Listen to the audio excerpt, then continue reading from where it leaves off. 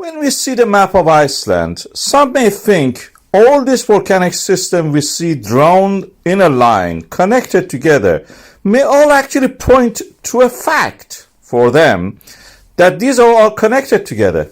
Like something now that is promoted as a supervolcano in Campi Flegrei of Italy, near the town of the Napoli. We are seeing a cult forming around this and actually promoting every day that such a thing is going to happen, a big magma chamber all connected together, they will erupt. In America we may have such a thing with the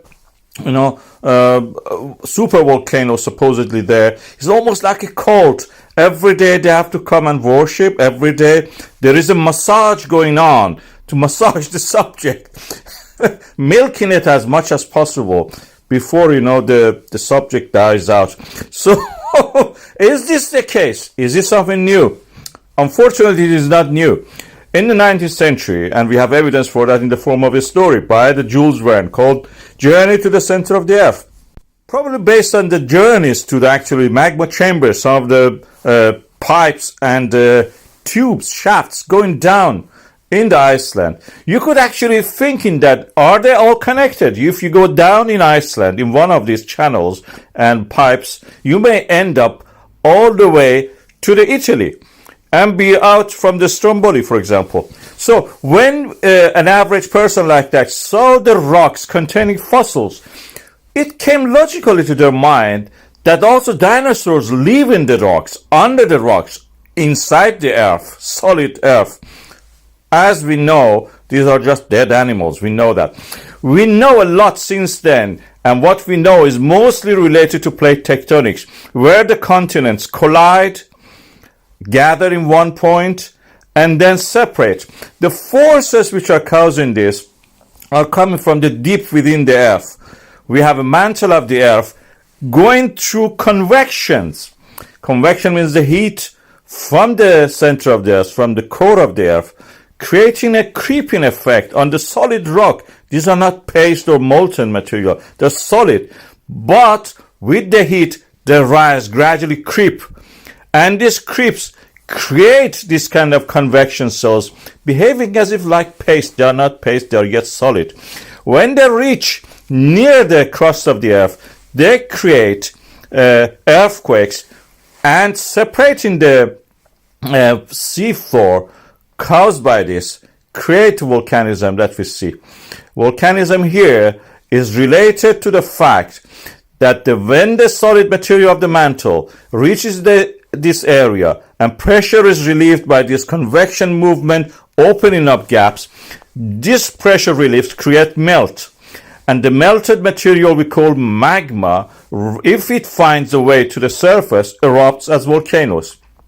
Volcanoes which may be in a very explosive way, like what we know, for example, in some situations, or it may just be something gentle like what we see in the Iceland at the moment in the Reykjanes. They are like a zipper. They move along as the cracks open up due to the different texture and due to the fact that different rocks behave differently by the shape of the cracks, all the geometry of them, impurities in them, the location, everything can affect them. The rate of the expansion and the movement of these cracks and the eruptions followed by that may vary. Due to this, we may have at one end, like what we had in the Kraft flood in the 1975 to 1984, which is to the extreme north part of these cracks happening and then ceasing activity.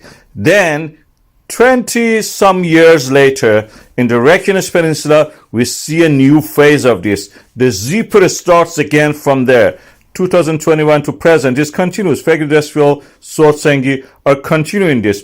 What affects this is the availability of the magma, and that magma must be present there. Magma in the form of the pressure relief rising to the, causing the mantle rise to the near the surface, and then melt and then erupt as volcanoes. And also the mechanical properties of the lithosphere or the earth crust in that location. Most of these eruptions happen actually in the Eurasian part of this plate margin in the Reykjanes Peninsula. That is interesting observation. So we have to learn still a lot about this. This is not 20 or 30 year cycle. This is one of the things that you can put forward. Maybe there are more than that, 200 years, 800 years, 1000 years cycle. We don't know what causes these cycles still, and we have to learn more about what is going inside the earth, inside the interior. It's an exciting time to be a PhD student doing research on this, and I invite anybody who is interested in subject, actually try to actually go and study in this field and provide some answers. Who knows, maybe the next big discovery is waiting to be made here. Of course, for sure, we can say there is no supervolcano here.